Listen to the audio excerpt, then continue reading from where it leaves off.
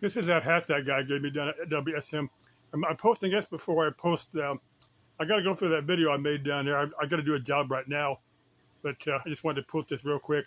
That guy, he come, I had my camera down there, I was making a video, and he come up behind me and said, James, and I'm trying to, I'm guessing so. I got a couple people down there know me, but I've done work for there, but I've done work for another guy that worked down there, but he no longer works down there. He does something else now. But anyway, he come James, he goes, I want to give you this hat as a token of appreciation. I said, well, he said, look, we know you're making YouTube videos and getting our name out there. I tried to tell him, so look, I'm not somebody that has a lot of viewers on YouTube. I'm not so much famous yet. Someday I may be, someday I'm not. I don't. I think it depends upon if I get good at YouTube, if I start, including more interesting stuff. But some of my WSM videos have got several thousand, a few of them. Most of them are maybe 80 or 100 views, but there's a few of them that got a couple thousand views.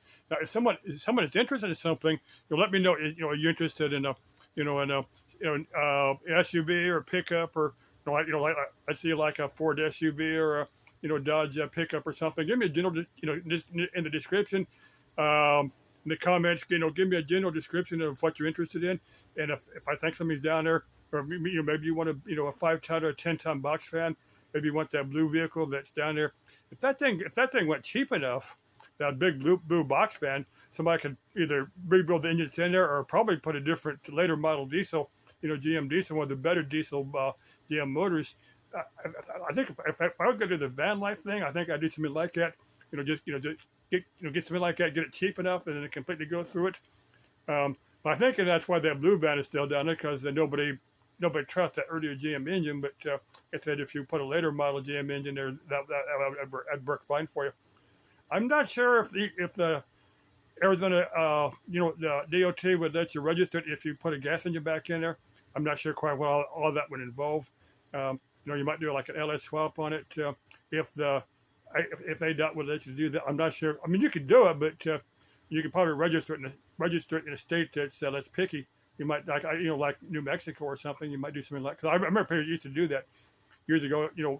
Arizona's had emission laws here for about 30 or 40 years, but I think only until recently, New Mexico. A lot of people had property here in Arizona and in New Mexico, and they just keep stuff registered in New Mexico so they can avoid emissions tests.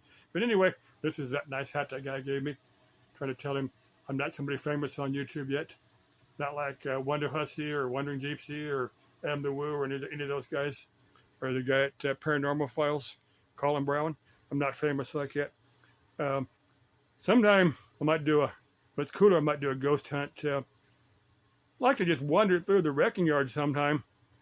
Not saying anything, just leave the microphone open and just see if we get any interesting EVPs from the wrecking yard. I mean, some of the vehicles in the wrecking yard are worn out, but some of them have been in fatal crashes. So it was on Saptam, but there was this guy and it was in a mechanic's yard where this guy's having a conversation with a guy that you can see him on video talking to somebody, and the guy that owned the yard said, "Who are you talking to?" I said, "I'm talking to Mr. Jose." The guy goes, "Well, who's that?" He said, "Well, the guy's asking the estimates on repairing his car." So the owner of the yard said, "Look, you do know the guy that everybody was killed in that car wreck, don't you?" Kind of an interesting story. The guy that was talking to the ghost swears that he saw flesh and blood person. But anyway, there's the hat. Bye bye.